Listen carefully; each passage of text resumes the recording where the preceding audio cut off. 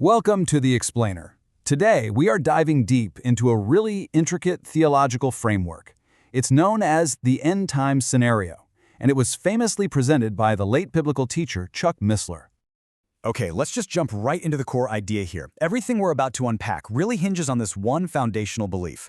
The argument is that the Bible isn't just a collection of old books, but it's actually a message system that proves its own divine origin. And how does it do that? By telling the future before it happens, which, would only be possible if the author existed completely outside of time itself. So, first up, a prophetic blueprint. Before we can even get to the end times, this framework has to establish how we should even be reading the Bible in the first place. It's presented not just as a book, but as this perfectly designed, totally integrated system. Yeah, think of it this way. All 66 books are seen as a single, supernaturally engineered message. Every single detail, every number, every name is supposedly there by deliberate design.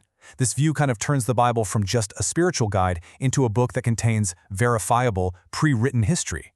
But, that's a huge claim. So the obvious question is there any proof?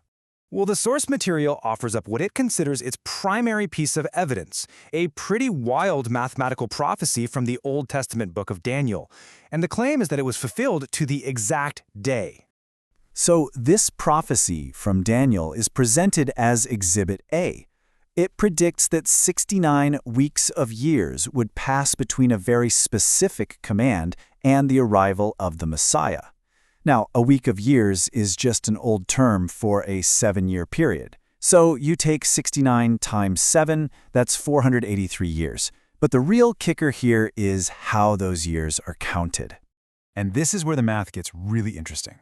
The argument is that biblical prophecy uses a 360-day prophetic year, not our modern 365-and-a-quarter-day year. So if you take those 483 years and you multiply them by 360 days, you land on this incredibly specific number, 173,880 days. And here's how it all supposedly lines up. The countdown is said to have started on March 14, 45 BC, with a decree to rebuild Jerusalem. Now, according to this framework, if you count forward exactly 173,880 days from that specific start date, you land on April 6, 32 AD, which is said to be the very day Jesus entered Jerusalem on a donkey, the triumphal entry. It's presented as this perfect, to-the-day fulfillment. And to add weight to this, the source points out that Jesus himself seemed to hold the people of Jerusalem accountable for missing this exact date. It even links their failure to know the time of their visitation to the city's eventual destruction in 70 AD. Okay, so with that historical foundation supposedly laid, we can move on to the future. The logic is pretty straightforward. If that past prophecy was fulfilled so literally and with such precision, then all the future prophecies in the Bible should be expected to unfold in the exact same way.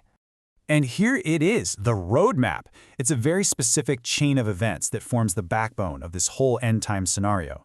It all starts with the Rapture, when believers are taken off the earth. That kicks off a 7-year period of tribulation on earth, also called the 70th week. Only after that does the second coming happen, which leads into a 1,000-year reign, a final judgment, and then finally the new creation. Now, this framework makes a really crucial distinction. While the world is down on earth going through that tribulation, what exactly is happening to believers up in heaven after the rapture? Well, according to this view, it's not about kicking back and relaxing. Nope.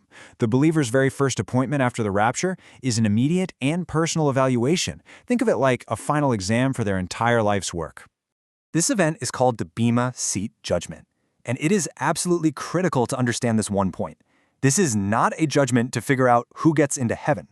In this view, everyone at the Bema Seat is already saved. This is all about assessing their works to determine what rewards, if any, they're going to get.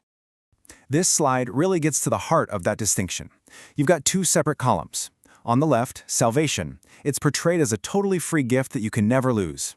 But on the right, you have rewards, or an inheritance, and that's something that has to be earned through a faithful life.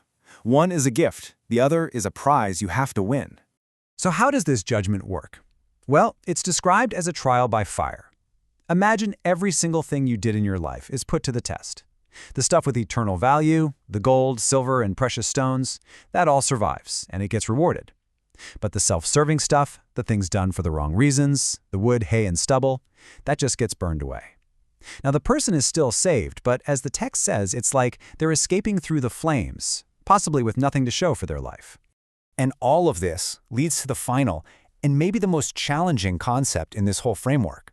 This idea that there's a profound difference between just entering heaven and actually inheriting a place of honor within it.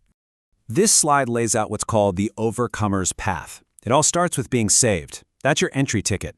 But to actually inherit a position to rule with Christ, you then have to live faithfully, persevere through trials, and ultimately overcome. So in this view, while all believers get into heaven, not all of them will get to rule. And to back this idea up, the source often points to the Apostle Paul's own words right here. The argument is that Paul wasn't afraid of losing his salvation, he was afraid of being disqualified from receiving his prize, his reward. So what are these rewards? Well, they're often described as 5 specific crowns. Things like the crown of life for getting through tough times, or the crown of glory for faithfully leading other people. Each one is tied to a specific kind of faithful action on earth, and they're presented as real, tangible honors that can be either won or lost. So it all comes down to this final question, right? This framework presents this incredibly detailed map. It starts with a message that claims to be from outside of time, it's supposedly proven by a single fulfilled prophecy, and it ends with a final exam where your life's work is graded. And it all boils down to this one question: what are the implications if you actually live your life as if this map is true? That's really the challenge at the heart of the end-time scenario. Thanks for watching The Explainer.